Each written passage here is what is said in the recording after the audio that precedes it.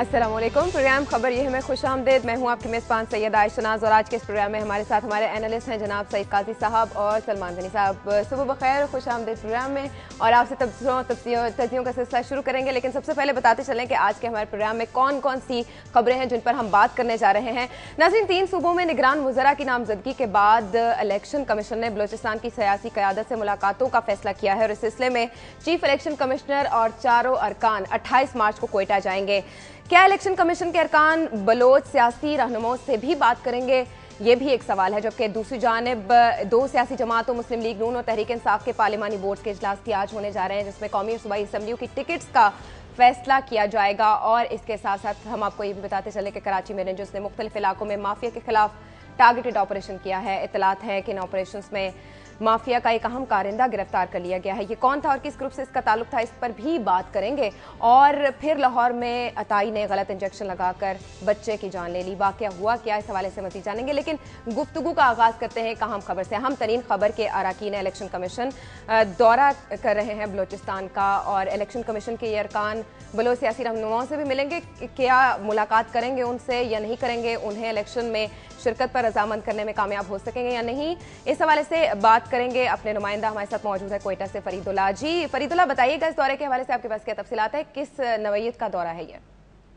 जी, 28 तारीख को chief election commissioner और चारों अरकान जो है इलेक्शन कमीशन के वो कोयटा आएंगे। यहाँ पे तो जो इंतखाबी प्रोसेस है वो उसको देखेंगे। उसके बाद ये बताया जा रहा है कि यहाँ जो सियासी क़यादत है उनसे मुलाकात करें। सियासी क़यादत में तो 2 साइड की क़यादत है हमारे पास। यहाँ एक पश्तून क़यादत, एक बलोच क़यादत है। पश्तून क़यादत जो तकरीबन तमाम इलेक्शन में हिस्सा ले रही है। इस तरह बलोच क़यादत की बात की जाए तो उसमें तो एक मजम्मतकार ग्रुप हैं जो पहाड़ों पे गए, वो इलेक्शन के बिल्कुल मुखालफत कर रहे हैं। और साथ में जो दूसरे ग्रुप हैं वो पार्लिमानी सियासत के हामी हैं, जिनमें नेशनल पार्टी, BNP अवामी है, BNP मैंगल पार्टी, ये 3 पार्टियां तो ले रही है। अभी सरदार अख्तर मैंगल जो BNP मैंगल के सरबराह हैं वो कल कराची पहुंच चुके हैं और अगले हफ्ते जो है वो कोयटा आएंगे और इलेक्शन में बाकायदा वो शिरकत करेंगे। अख्तर मैंगल भी कोयटा पहुंचे हुए जो बात कल मीडिया से बातचीत करते हुए उन्होंने कहा बलोच जो मजम्मतकार गिरोह हैं वो हमारी राह में रुकावट ना डालें और इदारों की जो मुदाखलत के बगैर जो है शफाफ इलेक्शन नहीं हो सकते। इनका मतलब है कि वो बिल्कुल तैयार है करने, लेकिन उनको ये एक मुश्किल का सामना हो सके क्यों जिस इलाके से वो बिलोंग करते हैं, खुजार वड का इलाका, वहाँ मुज़ाहमत ज्यादा है। कोयटा से लेके आप तक जितना भी इलाका आता है तकरीबन ये पूरी पट्टी है। यहाँ अब देखना ये अख्तर मैंगल जो है यहाँ जो लोग नाराज हैं, पहाड़ों पे गए, उन्हें किस तरह मनाते हैं और इलेक्शन में लाने की बात करते हैं। जी आयशा, मुझे एक सवाल ज़रा करना है। फरीदुल्लाह, ये बताएं कि जो बलूचिस्तान के हालात हैं वो पुरअमन इंतखाबात के अमल पे किस हद तक असरअंदाज होंगे और क्या सारी सियासी जमातें इंतखाबी अमल में हिस्सा ले रही हैं? जी, बलूचिस्तान के जो हालात हैं वो तो इलेक्शन के हालात जो हो रहे हैं उससे असरअंदाज होंगे। खासकर पे जो बलोच बेल्ट है वहाँ जो मुज़ाहमत का अमल है वो बहुत ज्यादा है। अब इसको तो एक बड़ा मसला है। सूबाई हुकूमत और जो अख्तर मैंगल वापिस आए अब उनके लिए एक बड़ा चैलेंज भी है, क्योंकि आधे से ज्यादा ऐसे लोग हैं जो कह रहे हैं हम नहीं लेने के। बलोच जो 3-4 पार्टियां हैं जिनमें नेशनल पार्टी है, BNP अवामी है, BNP मैंगल है, वो इसमें हिस्सा ले रही हैं और पार्लिमानी सियासत करती हैं। अब इनके लिए एक बहुत बड़ा चैलेंज है। और जो अगर अमन अमान का मसला है, अब हुकूमत कह रही है कि इन्होंने कुछ जो हल्के हैं उन्हें असास भी करार दिए, जिनमें कलात है, मस्तूंग है, खुजदा जो मैंगल का अपना हल्का है, ये तमाम असास करार दिए। फरीदुल्लाह, ये बताया कि आप कौमी सियासी जमातों का जिक्र नहीं कर रहे, ये तो बलूचिस्तान की जमातें हैं। कौमी सियासी जमातों के असरात वहां पर क्या हैं? जी, अगर कौमी सियासी जमातों की हम बात करें, पीपल्स पार्टी और मुस्लिम लीग नून जो है ये यहाँ वो हैं और जमीयत उलमा इस्लाम पे बड़ा होल्ड है। अब इसलिए देखना है कि कलात का जो इलाका है यहाँ से जो मौलाना अब्दुल गफूर हैदरी को नामजद किया है जमीयत उलमा इस्लाम ने, और पीपल्स पार्टी की भी इसी तरह जो इलाके हैं कुछ इलाकों में उनका होल्ड है। नून लीग का भी अच्छा खासा असर रसूख है। यहाँ जो हमारा इलाका है खुजदार से रिलेटेड है, नवाब सनाउल्लाह ज़हरी जो मुस्लिम लीग के सूबाई सदर हैं वो बड़े मुतहरिक हैं। इस खारान साइड पर देखिए जनरल अब्दुल कादिर जो साबिक गवर्नर है बलूचिस्तान के, वो भी मुतहरिक हैं। अच्छा फरीदुल्लाह, ये बताइए कि ये जो इलेक्शन कमीशन का दौरा हो रहा है, जो मेन स्ट्रीम में जो पार्टीज हैं वो तो मौजूद हैं, लेकिन ये बताइए कि जो लोग इस वक्त जो हैं पहाड़ों पर हैं या नाराज हैं या इलेक्टरल प्रोसेस में हिस्सा नहीं, उनके उनसे भी राब्ते करेंगे और अगर करेंगे तो क्या इम्कान नजर आता है आपको कि उन्हें हम मेन स्ट्रीम में ला सकेंगे या ये फिर एक्सरसाइज इन फ्यूटिलिटी होगी? जी बिल्कुल, अभी तो ऐसे जब ये वक्त यहाँ कोयटा आएगा इलेक्शन कमीशन का, यहाँ क्या लाएमत करते हैं आया हुए बलोच, सिर्फ बलोच की आदत जो सियासत में उनके साथ बात करेंगे या जो पहाड़ों पे गए उनसे बात करेंगे, अभी उन पर डिपेंड करती है। अभी तक ऐसा लाएमत तय नहीं किया गया कि वो जो पहाड़ों पे गए उन्हें राजी करें। सईद काजी साहब, यहाँ पर एक सवाल मेरा भी है, वो ये कि जो इलेक्शन कमीशन के अरकान की गुफ्तगू शुनीद का ये सिलसिला है, इसकी टाइमिंग्स कितनी अहम है, ये किस हद तक फायदेमंद साबित होगा? आयशा, जब आप बलूचिस्तान के हालात का जिक्र करेंगे तो इस वक्त पाकिस्तान का प्रेसिडेंट भी बलोच है, पाकिस्तान का निगरान प्राइम मिनिस्टर भी बलोच है, जी। और पाकिस्तान के चीफ जस्टिस भी बलूचिस्तान के डोमिसाइल पे चीफ जस्टिस है। मैं समझता हूं कि सबसे ज्यादा जो बदतरीन हालात हैं वो बलूचिस्तान के हैं, और हम हमेशा ये बात करते रहे कि बलूचिस्तान के मसाइल का सियासी हल निकलना चाहिए। सियासी हल हमेशा इंतखाबी अमल के साथ मशरूत होता है, और ये अच्छी बात है कि अख्तर मेंगल साहब ने भी बात की है कि जी हम इंतखाबात में हिस्सा लेंगे। जब ये इंतखाबी अमल का हिस्सा बनेंगे और इसके बाद एक मुंतखब हुकूमत वजूद में आएगी, तो यकीनन जो खालिस्तान मुंतखब हुकूमत होती है वो अपने इकदाम और अपनी इस्लाहात और अपनी सियासत को लोगों के मसाइल के साथ मशरूत करती है। और मैं समझता हूं कि जब तक आप बलूचिस्तान के मसाइल का सियासी हल नहीं निकालेंगे, जितनी भी आप ताकत इस्तेमाल कर लेंगे, मसाइल का हल नहीं निकल सकता। लेकिन इसमें मेरी अर्जी है, आप सियासी हल क्या आज तक निकालते? मिसाल के तौर पे आपने वहां के जो फ्यूडल्स हैं या जो ट्राइबल चीफ्स हैं, चीफटेन्स हैं, उनसे तो आप बात कर लेते हैं। देखिए, इस बात से कोई फर्क नहीं पड़ता कि अगर हमारे 4 के 4 जो बड़े इदारों के सरबराह हैं उनके सब के डोमिसाइल जो है वो बलूचिस्तान से हो। फर्क इस बात से पड़ता है कि एक आम आदमी, एक आम बलोची किस किस्म की जिंदगी बसर कर रहा है। अगर आपके नीचे, आपके समाज में नीचे माशी अमन नहीं है तो आप ऊपर सियासी अमन हासिल नहीं कर सकते। आप सब के सब और ब्यूरोक्रेसी के नुमाइंदे भी बलूचिस्तान से उठा के ले आए, आप अमन नहीं कर सकेंगे जब तक आप एक नीचे माशी अमन को नीचे तक लेके नहीं जाएंगे। यानी आप कह रहे हैं कि राइट्स दे दी जाए, लेकिन आखिर राइट्स दिए एक छोटी सी बात काई साहब ने कही कि जी बात डोमिसाइल की नहीं। देखें, इससे पहले हमेशा बलूचिस्तान से पंजाब के खिलाफ बात होती थी, और इसीलिए होती थी कि शायद पंजाब डोमिनेटिंग सूबा है। लेकिन बात है कि जब बलोच की आदत खुद हुकूमत के अहम मुद्दों पे मौजूद होगी, मैंने इसलिए कहा कि आज का प्रेसिडेंट भी बलोच है, आज का निगरान प्राइम मिनिस्टर भी बलोच है, और वहां पर एहसास महरूमी है बलोचिस्तान में। और प्रेसिडेंट साहब ने एक अच्छी बात की थी प्रेसिडेंट का हलफ उठाने के बाद कि हम माफी तलब करते हैं बलोच अवाम से और वहां के मसाइल का हल करेंगे। लेकिन बड़े बड़े पैकेजेस देने से हल नहीं आया। मैं समझता हूं ये अच्छी बात है कि बलोच की आदत ने इंतखाबी अमल का हिस्सा बनने का ऐलान किया है, और इंतखाबी अमल के जरिए एक ऐसा सियासी अमल शुरू हो सकता है कि मसाइल का सियासी हल निकल पाएगा। एक और बात ऐड कर दूं कि अगर बलोची अवाम भी आज हमारे साथ उनके ये बात समझ सकते हैं कि अगर तीनों के तीनों बड़े वहां से हैं और वहां बलोच अवाम महरूमी का शिकार है, तो ये भी वो समझ लें कि अगर सारे किसी जमाने में चारों जो हैं हमारे सूबे से थे तो नीचे उसी तरह सफरिंग है। आम बलोची की सफरिंग, आम पंजाबी की सफरिंग, आम सिंधी की सफरिंग जो है वो उसी तरह है, और उससे कोई फर्क नहीं पड़ता। जब आप हुक्मरान तबके में शामिल हो जाते हैं तो फिर आपकी नेशनैलिटी एक हुक्मरान होना हो जाती है। लिहाजा ये जो तसर था वहां पे वो डिस्पेल होना चाहिए कि वहां पे इस्तेसाल इसलिए होता रहा चूंकि यहाँ के पंजाब के लोग यहाँ पे थे। पंजाब के अवाम हो या किसी जगह के अवाम, वो हमेशा उनका इस्तेसाल होता रहेगा जब तक के उनके जो बलूचिस्तान की सियासी क़यादत है जब से वो कौमी धारे में है, क्या वो भी बलूचिस्तान के अवाम के मसाइल हल नहीं कर सकी? या क्या पंजाब की जो हुक्मरान है ये कौमी धारे में है, पंजाब के मसाइल हल हो गए हैं? पंजाब में 6000 बच्चा कल खसरे का जो है 80 से 90 बच्चे जो हैं वो रिपोर्ट हो रहे हैं। ये पंजाब गवर्नमेंट की रिपोर्ट है। 70 से यहाँ पे पोलियो आ गया है, यहाँ पे आपकी जो टीबी वापस आ गई है, तो यहाँ की जो पंजाबी हुक्मरान थे उन्होंने मसले हल कर दिए। देखिए, मसले पंजाबी या सिंधी होने से हल नहीं होते, मसले हल होते हैं जब आप लोगों पर खर्चा करते हैं। ये बात दुरुस्त है, असल चीज तो है अवामी मसाइल, लेकिन बलूचिस्तान की सूरत को थोड़ा सा अलहदा करके देखना चाहिए कि वहां पर बैरूनी मतलब मुदाखलत भी थी और वहां पर एहसास महरूमी की बात हमेशा बलूचिस्तान के हवाले से होती थी। लिहाजा सियासी हल और इंतखाबी अमल के जरिए हल निकल सकता है। अच्छा, यानी बैरूनी मुदाखलत की भी आपने बात की, एक बहुत अहम फैक्टर है, इस पे कभी ज्यादा बेहतर तरीके से बात की जा सकती है। लेकिन अगली खबर शामिल कर लेते हैं जो कि अहम है, इंतखाबात के हवाले से ही है कि मुस्लिम लीग नून और तहरीक इंसाफ के पार्लिमानी बोर्ड्स का इजलास आज होने जा रहा है, और इस इजलास में क्या फैसले मुतवक्को हैं ये जानते हैं अपने नुमाइंदा ज़ीशान बख्श से। और ज़ीशान, ये बताइएगा इन इजलास, ये जो 2 इजलास होने जा रहे हैं अहम पार्टीज के, इनमें कौन कौन से फैसले मुतवक्को हैं और कितनी अहमियत है इन इजलासों की? ज़ीशान बख्श से हम बात करेंगे, लेकिन यहाँ खबर यह है, मैं वक्त हुआ चाहता है ब्रेक का, हमारे साथ रहिए।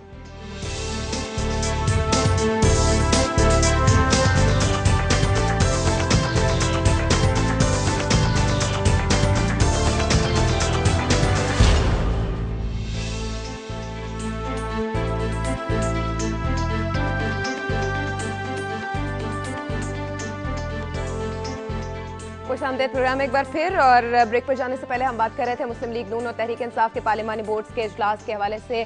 अब जानते हैं कि इस इजलास में क्या फैसले मुतवक्के हैं। ज़ीशान बख्श हमारे साथ लाइन पर वो मौजूद हैं। ज़ीशान, बताइएगा कौन कौन से अहम फैसले आज होने जा रहे हैं, पार्लिमानी बोर्ड्स की सिफारिशात क्या हैं? जी देखें, चूंकि अब कागजात नामजदगी जमा होने में सिर्फ 2 से 3 रोज बाकी हैं और पार्टियों को फैसले करने हैं कि किन किन उम्मीदवारों को उन्हें टिकट देने हैं, तो इस हवाले से मुस्लिम लीग नून का जो इजलास है वो लाहौर में मियां नवाज शरीफ की जेर सदारत में, जबकि तहरीक इंसाफ का जो इजलास वो आज इस्लामाबाद में इमरान खान की जेर सदारत होगा।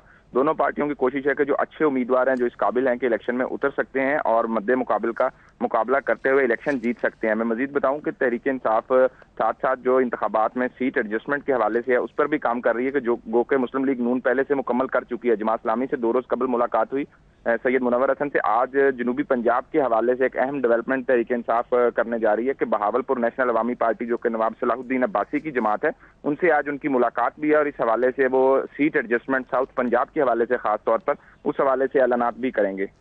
ज़ीशान, शुक्रिया आपका। चलते हैं अपने एनालिस्ट की जानिब। सलमान साहब, सियासी जमातें किस तरह के उम्मीदवार मैदान में लाएंगी? अब जनूबी पंजाब के हवाले से भी बात हो रही है कि कुछ उसकी महरूमियों का अजाला भी होने जा रहा है। देखिए आयशा, मैं समझता हूँ कि ये सबसे अहम और नाजुक मरला है ये इस इंतखाबी अमल का, क्योंकि हमारे सियासतदानों पे और ख़ास तौर पे जो हमारे इलेक्टेड अरकान थे उन पे करप्शन और लूट मार के इल्ज़ामात थे, उनकी जाली डिग्रियों का अमल था।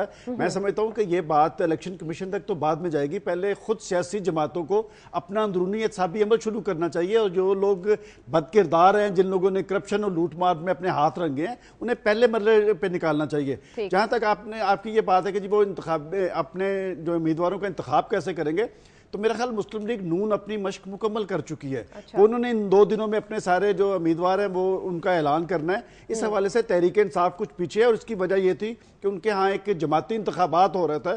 वो ये समझते हैं कि जमाती इंतखाबात की वजह से उनकी पार्टी जो है वो ज़्यादा मजबूत बनी है, लेकिन मेरा ख्याल उन्हें उम्मीदवारों के चुनाव में थोड़ी सी मुश्किल जरूर पेश आएगी, लेकिन ये 2-3 दिन के अंदर इन्होंने अपने अपने इंतखाबी उम्मीदवारों का ऐलान करना है। और मैं फिर कहूँगा ये अहम और नाजुक मरला है खुद सियासी जमातों के लिए कि क्या वो अंदरूनी एहतसाब जो है वो मौसर बना सकते हैं और ऐसे उम्मीदवार अवाम के सामने ला सकते हैं कि अवाम उन पर आंखें बंद करके उनकी तायीद और हमायत कर सके। मगर मैं ये अर्ज करता हूँ, परवेज मुशर्रफ साहब भी तशरीफ लाए और मेरे पास जो खबर है बाद में बात करेंगे, वो भी लाहौर से इलेक्शन लड़ रहे हैं, 4 जगह से वो लड़ेंगे। अच्छा। परवेज मुशर्रफ साहब के साथ जितने लोग थे, कल भी हमने जिक्र किया, आधे पीपल्स पार्टी में चले गए, आधे मुस्लिम लीग नून के साथ चले गए। तो ये मेरा नहीं ख्याल कि ये कोई इतना क्रूशल मोमेंट होगा। वही लोग होंगे, वही तबका होगा, इलेक्टेबल्स जो होंगे ज्यादातर, सिवाय पीटीआई के, जिसके बारे में यह कहा जा रहा है कि उसने समाज और इलेक्टरेट की कुछ परतों को मोबिलाइज कर लिया, जिसमें यूथ का जिक्र आ रहा है। और कल मैं कुछ दोस्तों से मिल रहा था, वो कह रहे थे कि खवातीन का जो वोट है शायद बहुत ज्यादा इमरान खान की तरफ जाए और यूथ का जाए,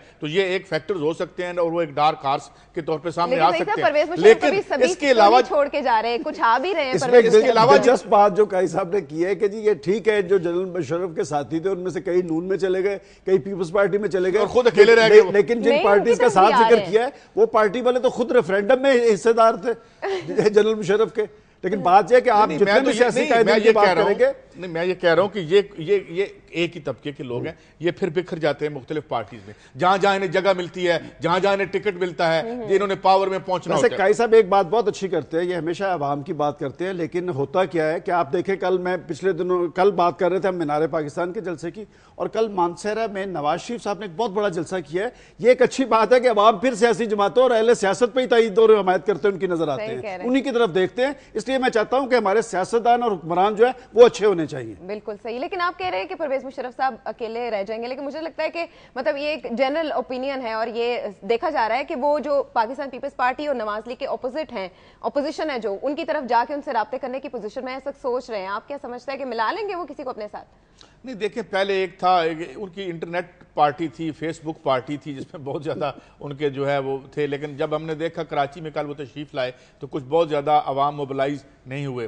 तो अवाम मोबिलाइज, अच्छा अवाम मोबिलाइज क्यों हो, ये भी तो हमें पता चले ना। अवाम को मोबिलाइज करने के लिए क्या प्रोग्राम दिया है, आपके पास क्या एजेंडा है? अगर तो आप हमें आके ये बताते हैं कि जी शौकत अजीज साहब ने यहाँ मीशत बहुत अच्छी चलाई थी, वो जो सम्राट आलमी मीशत के उभार के थे वो जनरल परवेज मुशर्रफ की मीशत को भी मिले, लेकिन बेसिकली जो बुनियादी डिसीजन उन्होंने किए थे, उन्होंने आके बर्बादी की और ऊपर से पीपल्स पार्टी की माशाल्लाह मैनेजमेंट ये बहुत बड़ा ऐसा दुआदशाह कर दिया। असल में आशा होता यह है कि जब आप हुक्मरान होते हैं तो सारे लोग आपकी तरफ देख रहे होते हैं। होते हैं। आज अगर आप पाकिस्तान का सियासी मंजरनामा देखें तो उसमें 75% वो लोग हैं जिन्होंने बराह रास्त जनरल परवेज मुशर्रफ की वर्दी और उनके इक़्तिदार के सम्राट लिए और उनके जरिए इक़्तिदार लिया।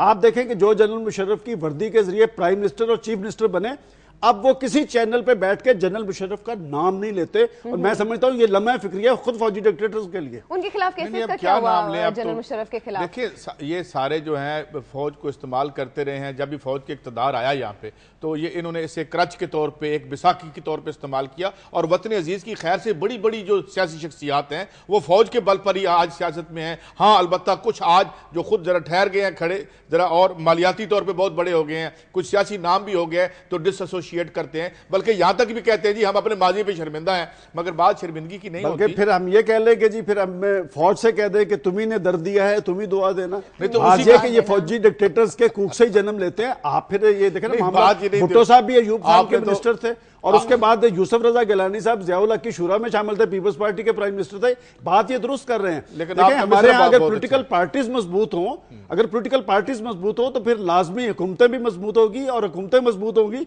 तो वो आवाम को डिलीवर कर सकेगी। जहां तक जनरल परवेज मुशर्रफ साहब की बात की है, मैं समझता हूँ एक दिलचस्प बात है कि वो फौजी डिक्टेटर जो मुक्के लहराते थे हवा में, अब वो देखे चंद 100 लोग भी नहीं आए। वो ठीक कहते हैं ये फेसबुक पार्टी जो है, और मैं समझता हूं कि ये एक लम्हा फिक्रिया उनके लिए। कोई पार्टी भी उनकी तरफ नहीं देख रही, बल्कि लोग बच रहे हैं कि कहीं जनरल मुशर्रफ साहब नाम ना ले दें कि फलां पार्टी से हमारा राब्ता है, तो पार्टीज बच रही हैं उनसे। मगर मैं इनके मिसरे पे एक कमेंट करना चाहता हूं, इनका मिसरा बड़ा, तुम्ही ने दर्द दिया है और क्या था, तुम्ही दुआ दे, दुआ यानी दवा देना। आप फौजियों से कहें कि दर्द तो आपने हमें दिया था, ये जो दवा दी थी खुदारा ये वापस ले जाएं, जो आप सियासत में छोड़ गए यहाँ पे, इस दवा ने हमारा जिंदगी अज़ाब बना रखी है। चले यहाँ से अब बात कर लेते हैं दर्द के हवाले से। जब बात हो रही है तो दर्द से दर्द को जोड़ते हैं, कराची के दर्द की बात करते हैं जो कि एक अरसे से लाहक है। कराची में रेंजर्स ने टारगेटेड ऑपरेशन किया है और गैंग वॉर में मुलव्विस 8 मुल्जिमान को गिरफ्तार कर लिया गया है। ताज़ा तरीन सूरत हाल जानना जरूरी है। जानते हैं कराची से अपने नुमाइंदा बाबर सलीम से। बाबर, बताइएगा अब तक कितनी गिरफ्तारियां हुई, क्या अहम गिरफ्तारी का दावा किया गया है? अच्छा, रात भर शहर के मुख्तलिफ इलाकों में रेंजर्स की जानिब से टारगेटेड ऑपरेशन थे। हमारे जराये ये कहते हैं कि इंटेलिजेंस मालूमात की बुनियाद पर कार्रवाइयाँ की गई थी। 8 अफराद को हिरासत में लिया गया है, जिसमें एक शाहिद नाम का मुल्जिम इंतहाई अहम करार दिया जा रहा है। इसके बारे में कहा जा रहा है कि ये अंडरवर्ल्ड माफिया का आदमी है और अब कराची से भत्ते की रकूम को गैर कानूनी तरीके से बैरून मुल्क मुंतकिल करने में मुलव्विस रहा है। इसको नामालूम मकाम पर मुंतकिल किया गया है। इन्वेस्टिगेशन सेल्स हैं रेंजर्स के पास मुख्तलिफ इलाकों में और वहाँ इससे अब तफ्तीश की जा रही है। लेकिन इससे ज्यादा इंपॉर्टेंट चीज ये है कि कराची में ताबड़तोड़ छापे, ताबड़तोड़ ऑपरेशन, टारगेट किलिंग्स और भत्ताखोरी के जिनको काबू नहीं कर पा रही हैं। इन तमाम ऑपरेशंस का मीडिया पर रिपोर्ट होना यकीनी तौर पे शहरियों के लिए इस दर्जे में तो हौसलामंद है कि रेंजर्स और पुलिस जो है वो कुछ कार्रवाइयां करने पर आमादा है। लेकिन दूसरी जानिब जब हम देखते हैं तो दूसरी पिक्चर बहुत खौफनाक है और वो ये है कि इन तमाम कार्रवाइयों के साथ साथ बिल्कुल पैरेलल टारगेट किलिंग्स भी जारी हैं, भत्ताखोरी भी जारी हैं और स्ट्रीट क्राइम्स जो है उनको भी काबू नहीं किया जा सकता है। अच्छा, ये बताइए, आपने शायद का जिक्र किया, शायद को हमने पकड़ लिया, क्या हम उनको पकड़ पाएंगे कभी, या सोच भी सकते हैं उन्हें पकड़ने का जिनके लिए शायद काम कर रहा है या ऐसे कई शायद काम कर रहे हैं? तो कुछ लगता है आपको जो मिडल मैन को पकड़ लेते हैं हम, आगे छोटे ऑपरेटिव को पकड़ लेते हैं, यही सिलसिला जारी है और ये जब तक जारी रहेगा कराची में अमन नहीं हो सकता? क्या कहेंगे आप?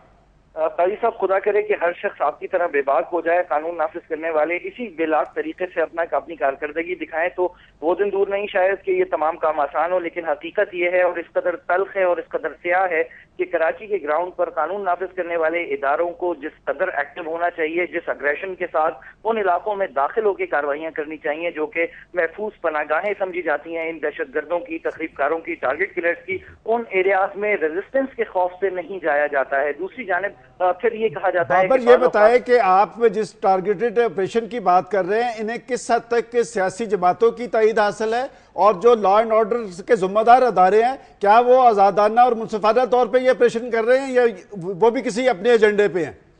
जी देखिए, कराची में जो सबसे अफसोसनाक सूरत हाल है वो लॉ एनफोर्सेस का रिजर्व्ड ऑपरेशन है। लोग कहते हैं टारगेटेड ऑपरेशन, एक टर्म इस्तेमाल की जाती है प्रॉपर्ली सर्च ऑपरेशन, लेकिन हम शायद उसको कहते हैं कि ये रिजर्व्ड ऑपरेशन है जहां पर बहुत ज्यादा खुलकर कार्रवाई नहीं की जाती। मखसूस एरियाज होते हैं जहां पर रेंजर्स या पुलिस जाकर सिर्फ पॉइंट स्कोरिंग के लिए या फिर हम ये कहें कि मीडिया प्रोजेक्शन के लिए या फिर हम ये कहें कि सुप्रीम कोर्ट के प्रेशर को किसी तौर पर कम करने के लिए थ्रू मीडिया रिपोर्ट करवाई जाती है। ऐसी चीजें बहुत सारे। ये बताया कि ये ऑपरेशन जिन जिन इलाकों में हो रहा है वो इलाके कौन से हैं? जी देखिए, कल रात जो ये कार्रवाइयां की गई हैं, ये लियारी में नयाबाद का इलाका है। दूसरी जानिब माड़ीपुर मच्छर कॉलोनी जो कि बिल्कुल इससे मुल्का इलाका है, वहां की गई है। एक रात कबल जो कार्रवाइयां की गई थी जिनमें बारूदी मवाद और डेटोनेटर्स बरामदगी का दावा किया गया था, वो भी कराची के एक मज़ाफाती इलाके में की गई थी। कराची के आउटर स्कर्ट्स में रेंजर्स की जानिब से कार्रवाइयां की जा रही हैं। जो कराची का वो इलाका है, वो इलाके जहां पर टारगेट किलिंग पे दर पे वाकयात रिपोर्ट हो रहे हैं, उन इलाके में जितनी जरूरत है सिक्योरिटी की, जितनी जरूरत है गश्त की, जितनी जरूरत है टारगेटेड ऑपरेशंस की और रेंजर्स और पुलिस की नफरी के ऑन ग्राउंड होने की, उतनी हम नहीं देखते। पर आखिरी क्वेश्चन ये है कि क्या हम ये कह सकते हैं कि कराची पे अब कोई हुकूमती रिट मौजूद है? देखिए, कुछ बाज कराची के इलाकों के बारे में ये कहना कि हुकूमत की रिट कुछ कमजोर हो गई है, तो ये यकीनन बिल्कुल सही होगा। कराची के वो मज़ाफाती इलाके जहां कलदम तंजीमों का जोर अब इस हद तक बढ़ गया है कि वहां अदालतें लगाई जा रही हैं, वहां लोगों के फैसले कराए जा रहे हैं। बाबर सलीम, प्रोग्राम में यहाँ वक्त हुआ है ब्रेक का। ब्रेक के बाद हम वापस आके बात करेंगे मजीद इस हवाले से।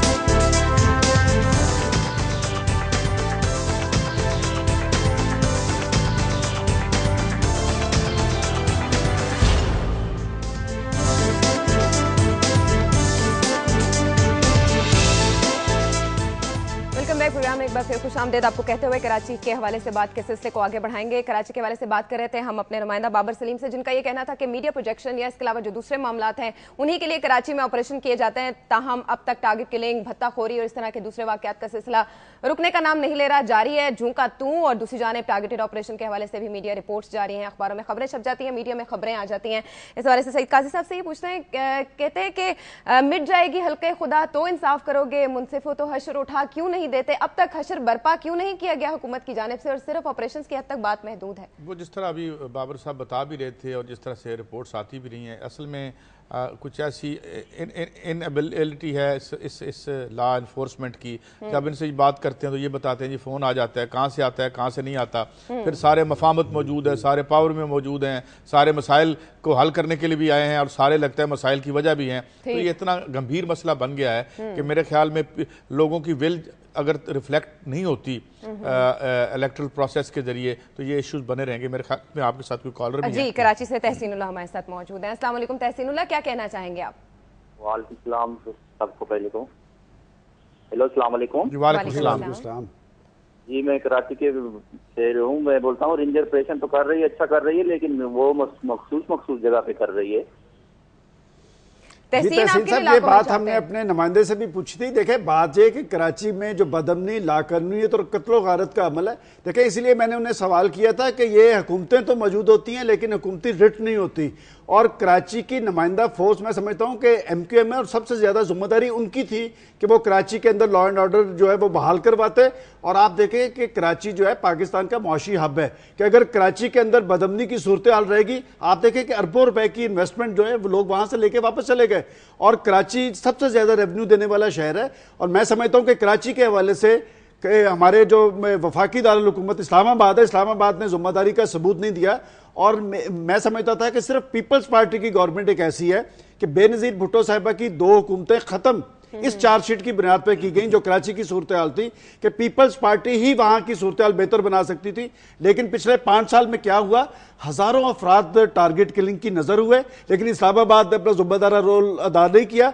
और अब तो एक निगरान गवर्नमेंट है और मैं समझता हूं ये जिम्मेदारी कराची के अवाम की है कि वो कराची में अमन के लिए जो हमारा इंतखाबी अमल शुरू हो रहा है उसमें ऐसे लोगों को आके लेके जाएं जो कराची का जो अमन है उसे यकीनी बना सके। सुप्रीम कोर्ट के अहकाम को किस हद तक फॉलो किया गया? अब ताजा तरीन अहकाम भी अंडरवर्ल्ड माफिया, देखिए सुप्रीम कोर्ट आज से 4 माह पहले उन्होंने एक अपना बड़ा वसी डिसीजन दिया था, उसमें कुछ इकदाम और इस्लाहात की बात की थी। इकदाम और इस्लाहात पे अमल दरामद तो हुकूमतों ने करना है। और आप देखें कि इल्जाम तराशी किस पे होती है कि जो 3 बड़ी पार्टीज थी जिन्हें वहां सिंध की हुकूमत का जिम्मेदार बनाया गया था वो एक दूसरे को पे इल्जाम तराशी कर रहे थे। मैं समझता हूं कि बुनियादी तौर पर असल मसला हुकूमती रिट का है और ये बड़ा आसान सा काम है कि अगर आप कानून पे असरअंदाज होने वालों के खिलाफ कानून का शिकंजा कसेंगे तो ये लाजमी ये लोग एक्सपोज होंगे। ये माफियाज कौन है, मैं समझता हूं 100% आपके अदारों को पता है कि कौन लोग कातिल हैं, कौन लोग भत्ताखोर हैं, लेकिन अहकामात कहीं और से आते हैं। अच्छा, यानी मसलहत पसंदी का शिकार हैं कुछ इदारे भी। अब हमारे साथ मुल्तान से उमैर हैं। अस्सलाम वालेकुम उमैर, क्या कहना चाहेंगे? वालेकुम सलाम। बात यह है कि चाहे चीफ इलेक्शन कमिश्नर पहाड़ों पे बैठे हुए लोगों से बात करें या नीचे बैठे हुए लोगों से बात करें, कराची के मसले को देख लें या पूरे पाकिस्तान के मसले को देख लें, मुसीबत वही है जो सईद काजी साहब फरमा रहे हैं कि एक करप्ट रूलिंग एलीट है जिसको बैकिंग जो है वो हमारे अफवाज की है। वो चाहे टिकटें बांटने का मसला हो, चाहे कोई भी मसला हो, इन सब में मसाइल का इतराक तो सबको है कि जब तक इस करप्ट रूलिंग एलीट से हमारी जान नहीं छूटती, इस मुल्क के मसले हल नहीं होंगे। और वो जान छूटने का इस करप्ट सिस्टम के तहत आप जितनी मरतबा इलेक्शन कराएंगे, वही करप्ट लोग फिर किसी नए टाइटल से, किसी नए नाम से, किसी नए रैपर से, इमरान खान के पास भी तो सारे वही लोग हैं।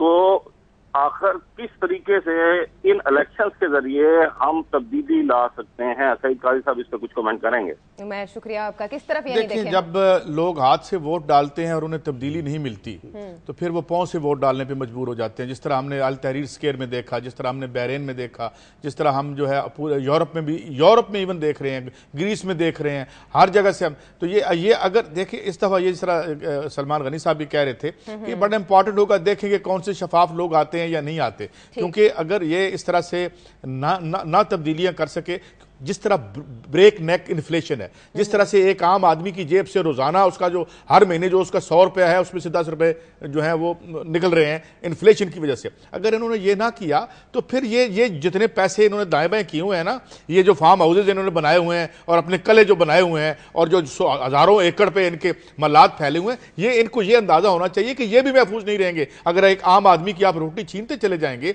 एक आम आदमी के घर से आफियत छीन लेंगे आप, और उसे कोई दौलत आपकी तरह नहीं चाहिए, ना उसे BMW चाहिए, उसे 2 वक्त की रोटी चाहिए जो आप उससे छीन रहे हैं। तो ये वरना फिर ये ठीक कह रहे हैं, ये प्रोसेस को बेमानी हो जाएंगे अगर एक इलेक्शन के नतीजे में रोटी नहीं मिलती, इलाज नहीं मिलता, रोजगार नहीं मिलता। वरना इलेक्शन क्या है? टूर्नामेंट है, वो हॉकी का मैच क्या है? यही मकसद है ना। वो अगर नहीं देता, अपने मकासद पूरे करता, तो ये जो उनके खदशात हैं वो दुरुस्त है। ठीक है, शबीर हुसैन आरिफ वाला की जानिब चलते हैं। अस्सलाम वालेकुम शबीर, क्या कहना चाहेंगे? देखें मैडम, बाजी है कि सूरत हाल आरिफ वाला में ये है, देखें थाना करचल इतना तबाह हो चुका है जिसमें एक आदमी यानी कि रेस्क्यू 115 वाले होते होते वो आम आदमी को घेर लेते हैं, वहाँ पे मुंशी रहता है 500 में वो छोड़ देते हैं। पहले ही मुश्किल उसका जीना हराम है, अब रोटी कपड़ा यानी कि उसका वैसे नहीं है मुस्तकबल, ठीक है। उसमें ये रहती जो रही सही कसर वो पुलिस वाले ले लेते हैं। ये इस पे IG पंजाब और दूसरे मुतल्लिका काम इस पर अमल दरामद क्यों नहीं कराते, मुझे बताएं। आयशा, इसका जवाब मैं देता हूँ। देखिए, बात यह है कि हमारी हुकूमतें जो है हमेशा गवर्नेंस को यकीनी बनाने के दावे करती हैं। ये थाना कल्चर है, इसने तबाह किया है। देखिए, हर पार्टी इस वक्त जो अपने मंशूर लेके आ रही है उसमें वो ये कहते हैं जी हम अदलो इंसाफ की फराहमी यकीनी बनाएंगे। आप तमाम पार्टीज के मंशूर देख लें, एक सी बातें हैं, लेकिन ये क्यों यकीनी नहीं बनता कि आपके यहाँ जो सिस्टम मौजूद है उस सिस्टम के तहत ये हो नहीं सकता। देखिए, पाकिस्तान के अवाम ने, पाकिस्तान की सिविल सोसाइटी ने, पाकिस्तान के वकला ने, पाकिस्तान के मीडिया ने पाकिस्तान की आज़ाद अदलिया के लिए जद्दोजहद की थी। क्यों की थी? कि क्या अदलिया के सम्राट सिर्फ मखसूस लोगों तक या मखसूस खानदानों तक या मखसूस अनासर तक रहे? मैं समझता हूं कि पाकिस्तान के अंदर एक ऐसा अदालती सिस्टम होना चाहिए जो कराची के हालात भी ठीक करे। जब हमारे यहाँ हालात ये हो कि जो बड़े बड़े कातिल हैं उनके केसेस ट्रायल नहीं होते, क्यों नहीं होते? वो वजूहात भी पता है और वो शबीर साहब दुरुस्त कहते हैं। और यही बात चीफ मिनिस्टर साहब जब अपनी 5 साल कारकर्दगी बयान कर रहे थे, एक अच्छी बात है, उन्होंने ये एतराफ़ किया कि मैं थाना कल्चर तब्दील करना चाहता था लेकिन थाना कल्चर तब्दील नहीं हुआ। और मैं समझता हूं कि पिछले 20 साल से मैं देख रहा हूं कि हर चीफ मिनिस्टर जब हलफ उठाता है और वजारत आला का मनसब उन्हें मिलता है तो सबसे पहले ये बात कहते हैं कि मेरी तरजीहात में सर-ए-फहरिस्त ये है कि लोगों को अदलो इंसाफ देंगे और थाना कल्चर तब्दील करेंगे। ये थाना कल्चर क्यों तब्दील नहीं होता? मैं समझता हूं कि ये अब लोगों को पूछना चाहिए कि जो लोग उनसे वोट लेने आएंगे, आज बड़े बड़े जलसे हो रहे हैं और सारे लोग अवाम के जो दर्द दिल में मरे जा रहे हैं, उन्हें ये बताना चाहिए कि थाना कल्चर क्यों तब्दील नहीं हुआ और अदलो इंसाफ की फराहमी क्यों यकीनी नहीं बनती। बिल्कुल बिल्कुल, आगे बढ़ते हैं। कराची से हमारे साथ मौजूद है इकबाल मुस्तफा जी। इकबाल, क्या कहना चाहेंगे आप? अस्सलाम वालेकुम जी, मैं ये कहना चाह रहा हूँ कि कल कराची ट्रैफिक पुलिस ने जो चालान बढ़ाए हैं 500% और 1000% जो बढ़ा दिए हैं, यह दरअसल अवाम को कानून की पाबंदी के लिए नहीं बढ़ाए गए बल्कि पुलिस की इनकम बढ़ाने के लिए किए गए हैं। जो पुलिस वाला पहले 50 रुपए 10 रुपए लेके छोड़ देता था, अब वो 500 रुपए लेके छोड़ा करेगा। इससे कानून की पाबंदी नहीं होगी। अगर ट्रैफिक पुलिस सख्त हो, लाइक नेशनल हाईवे पुलिस और जो दूसरी हाईवेज की पुलिस है, जितनी वो ईमानदार, अगर इस ईमानदाराना तरीके से पहले ही काम करें तो छोटा मोटा जराइम ट्रैफिक के वैसे ही ना हो। अब छोटे से छोटे जराइम के बहुत बड़े पैसे लिया करेंगे पुलिस वाले, और लोगों को और परेशानी बढ़ जाएगी। बल्कि आपका शुक्रिया, यानी कोई चेक एंड बैलेंस नहीं है। इकबाल मुस्तफा साहब, आपने बड़ा अच्छा एक इशू बताया कि वहां पर उन्होंने जो जुर्माने बढ़ा दिए हैं। मेरा ख्याल आप अपनी जो वहां पर सियासी जमातें हैं इस वक्त तो वो इंतखाबी अमल में जा रही हैं, और ये अगर अवाम का इशू है और आज खुद उन्होंने इस तरह ये अपनी इनकम बढ़ाने के लिए इकदाम किए हैं, तो वहां की सियासी जमातों को इस पर जरूर आवाज उठानी चाहिए। और आजकल तो वैसे भी फैशन है, चूंकि लोगों के लिए अपने प्रोग्राम और इंतखाबात में कशिश के लिए वो इस तरह के इशूज उठाते नजर आते हैं। मेरा ख्याल ये मामला कराची का है और कराची की जमातों को इसका नोटिस लेना चाहिए। मैं इसमें इतना ही कहूंगा कि देखिए, सड़कें आप बनाते नहीं हैं, आप सड़कें जो हैं वो बगावत कर देती हैं गाड़ियों की तादाद के खिलाफ, अस्पतालों में बगावत नजर आती है मरीजों की तादाद के खिलाफ। तो फिर आपके पास तरीका क्या है? आए, फ्लीस करें और लोगों से पैसे लें, और यही हो रहा है। यही हो रहा है। एक प्रोग्राम में वक्त हुआ चाहता है एक ब्रेक का, हमारे साथ रहिए।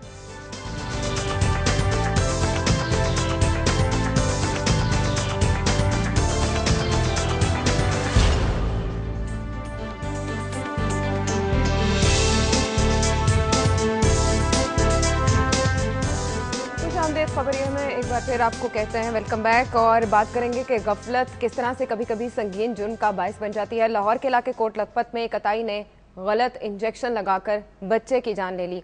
मज़ीद जानते हैं तफसील उमर याकूब से। जी उमर, ये कोट लखपत के पास एक निजी क्लिनिक था, प्राइवेट क्लिनिक। वहाँ पर एक अताई जो बच्चों का इलाज किया करता था, उसके पास एक डॉक्टर का ही बेटा उसके खतना करवाने के लिए रात को लेके गए, लेकिन वो उसको समझ नहीं है कि इसका करना क्या है, और दौरान इलाज उससे कोई गलत वेन कट गई है, जिसके बाद उसने एक इंजेक्शन लगाया जिससे बच्चे की मौत वाक़या होगी। बड़ा ही अफसोसनाक वाक़या था, बड़ा ही खूबसूरत बच्चा था, सिर्फ 3 माह का बच्चा, और डॉक्टर को तो खुद समझ नहीं आई। और जब पुलिस ने डॉक्टर को हिरासत में ले लिया तो डॉक्टर ने बाद में खुद ही एतराफ़ कर लिया कि मेरे से गलत इंजेक्शन लग गया है और मैं इसका जिम्मेदार हूँ, मुझे बिल्कुल सजा मिलनी चाहिए। लेकिन अगर उसके वालिदैन मुझे माफ कर दे तो उनकी मर्जी है। बहरहाल वो उसने एतराफ़ भी कर लिया है, लेकिन बड़े अफसोस की बात थी कि ना उसके पास कोई डिग्री थी, ना कोई ऐसी चीज थी कि जिससे वो साबित हो सकता है कि वो डॉक्टर हो। वो सिर्फ बताई था, और वो भी होम्योपैथिक के कुछ उसने। कितने अरसे से वो प्रैक्टिस कर रहा था? कितने अरसे से ये निजी क्लिनिक चल रहा था उमर? आयशा, अगर मैं उसकी एज बताऊं तो वो तकरीबन 28 से 30 साल उसकी एज है, जो कि खुद को डॉक्टर कह रहा था। और जब मैंने उसको पहली दफा देखा तो वो लग ही नहीं रहा था कि वो डॉक्टर है या अताई है, वो एक लड़का सा लग रहा था। और वो तो उमर, डॉक्टर साहब का अब इलाज कहाँ किया जा रहा है? अब कहाँ पर है वो? इस वक्त तो हवालात में उनके खिलाफ मुकदमा दर्ज कर लिया गया है, और उनके जो क्लिनिक पर बाकी अमला था जो उनके साथ काम करने वाला था, 2 अफराद, उनको भी गिरफ्तार कर लिया गया है और कानूनी कार्रवाई की जा रही है। अच्छा, सिर्फ कानूनी कार्रवाई तक ये सिलसिला महदूद नहीं रहना चाहिए। अगर आप ये देखें कि हमारी जितनी जो गरीब आबादियां हैं, यहाँ पे अताइयों के क्लिनिक्स जो हैं बेशुमार क्लिनिक्स हैं, उसकी क्या वजह है कि जब हम वहाँ पे एक मुनासिब इलाज की फैसिलिटीज नहीं दे सकते, हमारे बच्चे, सैकड़ों बच्चे, ये तो चले रिपोर्ट हो गया, अताई साहब अंदर भी हो गए, बेशुमार बच्चे मरते हैं रोजाना इसी तरीके से, और हम उनको नहीं कर पाते। उसकी क्या वजह है? क्योंकि उसकी यही वजह है कि बुनियादी तौर पे आपके जो मुल्क के वसाइल हैं वो अगर इधर इस्तेमाल होंगे, इस तरह से हम उन्हें उनको खुर्द बुर्द करेंगे और आवाम के लिए खर्च नहीं होंगे, तो इस तरह बच्चे मरते रहेंगे। मिनिस्ट्री ऑफ हेल्थ का काम नहीं है कि वो चेक करे और इस तरह के निजी क्लिनिक्स को जरा बंद करे? अच्छा, इसमें आप देखें कि हमारी हुकूमतें जो हमेशा बात करती हैं बेसिक हेल्थ यूनिट्स की, और अरबों रुपए के अखराजात उठते हैं, लेकिन मेरा ख्याल अगर बेसिक हेल्थ यूनिट्स का जायजा लिया जाए तो वहाँ पर काम ही नहीं होता। वहाँ पर अगर डॉक्टर है तो दवाइयाँ मौजूद नहीं, दवाइयाँ हैं तो डॉक्टर मौजूद नहीं, और यही वजह है कि फिर इनकी जगह पर इस तरह के डॉक्टर्स काम करते हैं और फिर इस तरह नुकसान होता है। मैं समझता हूँ कि हमारी हुकूमतें अब जब इंतखाबात के मरले पर जा रही हैं तो लोगों को ये क्वेश्चन जरूर करने चाहिए। देखें, जो लोग आम आदमी की जानो माल से खेलते हैं उसके हवाले से जिम्मेदार कौन है? और मैं समझता हूँ कि पाकिस्तान में आज अगर कोई चीज मौजूद नहीं है तो वो जवाबदेही का एहसास नहीं है, ना हुकूमतों को ना हुकूमती इदारों को, जिसकी वजह से इस तरह के वाकयात होते हैं। जिम्मेदारी का एहसास बिल्कुल नहीं है, लेकिन यूं इंसानी जानों से खेलना इंसाफ नहीं है, और इस हवाले से सभी जवाबदेह हैं, चाहे वो डॉक्टर हो जिसने जान ली एक बच्चे की, या वो अफराद जो कि इन लोगों के ऊपर चेक एंड बैलेंस के लिए मुकर्रर है, अगर वो हिसाब किताब नहीं लेते। लेकिन प्रोग्राम में अब बात के सिलसिले को हम आगे बढ़ाते हैं और पूछते हैं आपसे कि खबर क्या है। मैं एक खबर आपको ये आज ही छपी है और बड़ी दिलचस्प भी है और बड़ी दिलदोज भी है और तकलीफदेह भी है कि आखिरी दिनों में क्या जो इस पीपल्स पार्टी की जो नए वजीर ख़जाना आए थे उन्होंने क्या जो है वो इंतज़ामात किए। एक तो उन्होंने ये किया आयशा के जो फर्टिलाइज़र फैक्ट्रीज थी उनको ईसीसी की मर्जी के बगैर फैसले के खिलाफ और प्लानिंग कमीशन के फैसले के खिलाफ डायरेक्ट गैस दे दी। वो गैस जो बहुत ज़रूरी थी हमारे यहाँ बिजली बनाने के लिए, और ये याद रहे कि जब हम गैस से बिजली बनाते हैं तो 5 रुपये 5 पैसे kVH पड़ते हैं हमें, मुकाबलतन 17 रुपये पर अगर हम आयल से बनाएं तो, यानी ये करते रहे। फिर इन्होंने जो इंसेंटिव दिए, मसलन जस्टिस भगवान दास कमीशन ने भी कहा था कि ये जो आपने इंसेंटिव्स दे रखे हैं आयल मार्केटिंग कंपनी को, ₹1.50 आपने उनका मुनाफा बढ़ा दिया, ये उन्होंने बढ़ा दिए। और फिर उसके साथ साथ कुछ ऐसे उन्होंने फवायद, मिसाल के तौर पे एक टैक्स है जिसे डीम ड्यूटी कहते हैं। ओगरा ने कहा था कि ये डीम ड्यूटी में जो आप फ़ायदा आयल रिफाइनरीज को दे रहे हैं इसको ना दें, क्योंकि उन्होंने वो इसलिए फ़ायदा दिया गया था कि वो अपने इक्विपमेंट को मॉडर्नाइज करेंगे, वो उन्होंने नहीं किया। इस तरह के बेशुमार इक़दाम हैं जिसमें हम देखते हैं कि जिन्हें हम कार्टेल कहते हैं या ये जो आयल रिफाइनरीज हैं, इन्हें इतने पैसे और वो सारे पैसे जो हैं जब आप उनको दे देते हैं इस गैर शफाफ तरीके से, आपके अपने इदारे कह रहे हैं कि ये पैसे ना दें, या इस तरीके से जो फैक्ट्रीज हैं आपकी फर्टिलाइजर्स उनको ना दें, तो फिर वो क्या होता है, वो आवाम पे उनका बोझ डायरेक्टली पड़ता है। तो फिर हमें ये सवाल पूछने का हक है कि हाँ, हम आपको इलेक्ट करते हैं या ये लोग जिन्हें आप अरबों रुपए का फायदा पहुंचाते हैं वो उनके लिए आप इलेक्ट होके आते हैं, और शायद यही हमारा कजिया और अजाब है। अच्छा, मेरे पास 2-3 खबरें हैं। एक तो जो निगरान हुकूमतों की तश्कील का तयन कि पंजाब के अंदर अभी तक डेडलॉक बरकरार है कि मरकज़ के अंदर 3 सूबों के अंदर निगरान हुकूमतें बन गई हैं कि डेडलॉक क्यों है। और दूसरा, सिंध और पंजाब के इलेक्शन कमिश्नर जो हैं वो तब्दील कर दिए गए हैं। महबूब अनवर जो हैं वो पंजाब में तैनात किए गए हैं और पंजाब के तारिक जो हैं वो सिंध में तैनात किए गए हैं। और एक जो शर्त थी उम्मीदवार की खुद पेश होने की, वो इलेक्शन कमीशन ने वापस ले लिया चूंकि इसके हवाले से कानून साजी हो चुकी है। तीसरी खबर जो तहरीक इंसाफ ने मीनार पाकिस्तान से अपनी इंतखाबी कैंपेन शुरू की है। गुज़िश्ता रोज मानसेरा में नवाज शरीफ साहब ने एक बड़ा जलसा करके उसका आगाज किया है और 4 अप्रैल को भुट्टो की बरसी पे पीपल्स पार्टी अपनी इंतखाबी मुहिम का आगाज कर रही है। तो पहले मैं ये बात करूंगा कि पंजाब में डेडलॉक क्यों है। देखें, ये वो मरकज की तारीख ही पंजाब में दोहराई जा रही है कि अच्छा होता है कि सियासतदान और खास तौर पर हुकूमत और अपोजिशन लीडर मिल के ये काम करते। इसका मतलब कि हमारे सियासतदानों की नाअहली खुल के सामने आ गई है। और पंजाब में तो एक दिलचस्प चीज सामने आई है कि पीपल्स पार्टी जो अपोजिशन के लोग हैं वो खुल के, जो पाकिस्तान मुस्लिम लीग नून ने 2 नाम दिए हैं उन पर एतराज़ात कर रहे हैं, उन पर इल्ज़ामात कर रहे हैं। लिहाजा ये एक ऐसी सूरत हाल पैदा हुई है कि ये मामला तो इलेक्शन कमीशन के पास जाता नजर आ रहा है और फिर इलेक्शन कमीशन का जो फैसला होगा, चूंकि पाकिस्तान के इलेक्शन कमीशन को पाकिस्तान की पोलिटिकल पार्टीज ने अपनी तईद व हमायत दे रखी है। जैसे हमारे निगरान वज़ीर आज़म के बाद पोलिटिकल पार्टीज ने उनकी तईद की है, तो यकीनन फिर इलेक्शन कमीशन का मामला मान लेंगे, लेकिन खुद ये मामला करने की सकत नहीं रखते। आज उम्मीद नहीं है कि नाम फाइनल नहीं होगा, नहीं हुआ, आज आखिरी दिन है और इसके बाद ये मामला इलेक्शन कमीशन के पास चला जाएगा।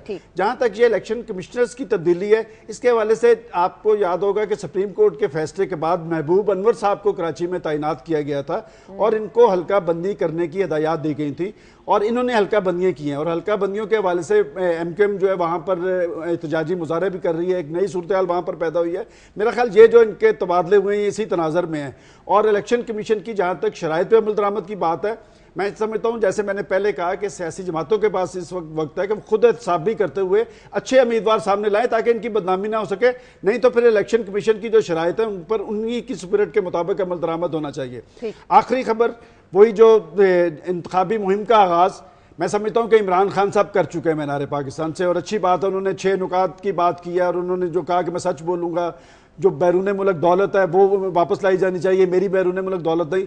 नवाज शरीफ साहब ने मुआशी धमाके की बात की है कि एटमी धमाके के बाद मुआशी धमाका। मैं समझता हूं कि पाकिस्तान का असल जो इश्यूज हैं वो मुआशी इश्यूज हैं, लेकिन मुआशी इश्यूज में जो सबसे अहम बात है वो एनर्जी बहरान है। लेकिन एनर्जी बहरान के हवाले से पाकिस्तान की पॉलिटिकल पार्टीज ने संजीदगी जाहिर नहीं की। ये इल्जामात लगाते रहे जनरल परवेज मुशर्रफ पे कि जी 1 वाट बिजली पैदा नहीं की। भाई 5 साल तक आप भी हुकूमतों में मौजूद रहे हैं। आज का पाकिस्तान अंधेरों में डूबा हुआ है और लोड शेडिंग में इजाफा होता जा रहा है। मैं समझता हूं कि 4 अप्रैल को पीपल्स पार्टी भी गड़ी खुदाबख्श से अपनी इस कैंपेन का आगाज कर रही है। तो पॉलिटिकल पार्टीज को मैं समझता हूं कि ये नारे और दावे करने की बजाय अमलन बताना चाहिए कि वो क्या कर सकते हैं और क्या नहीं कर सकते। पाकिस्तान के अवाम ने हमेशा सियासी जमातों की तरफ देखा है, अपना वजन डेमोक्रेसी के पलड़े में डाला है, लेकिन बदकिस्मती से इस जमहूरी अमल ने इसके समराज जो है आम आदमी तक नहीं पहुंचे। यही वजह है कि उनके मसाइल बड़े हैं और पाकिस्तान मसाइल की आग में जल रहा है। अगर ये मैं भी तो अर्ज कर दूं ना, अवाम ने तो उनके पल्ले में डाला अपना वोट, वो किसके पल्ले में गए?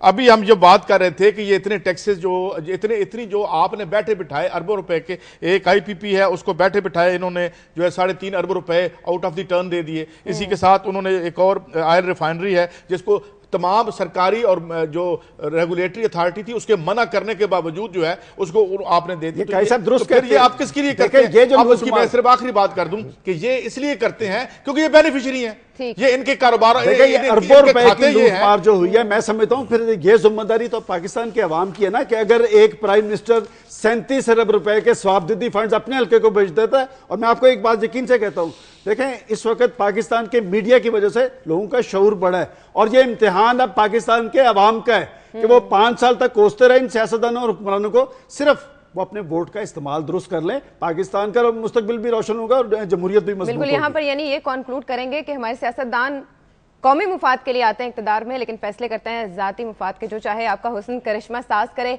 इसके साथ ही हम सईद काजी साहब और सलमान गनी साहब का शुक्रिया अदा करेंगे और आपका भी शुक्रिया कि आपने खबर ये है का साथ दिया। आज के पूरे दिन के लिए अच्छी उम्मीद के साथ आपसे इजाज़त चाहते हैं। अल्लाह ने के बाद।